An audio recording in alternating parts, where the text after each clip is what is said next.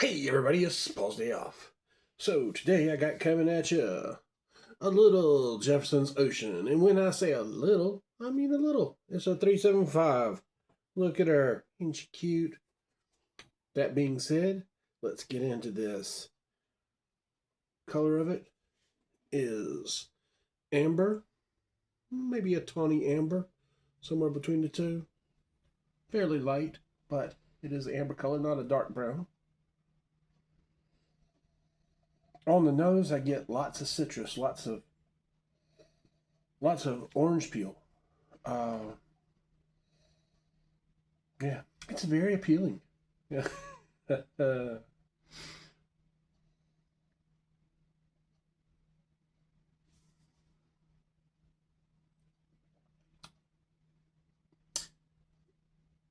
On the palate, I do get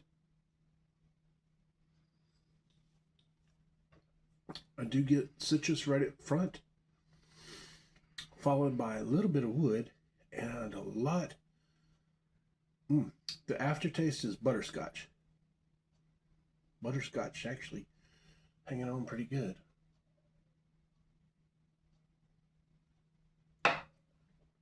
So yeah, Jefferson's Ocean is a solid pour.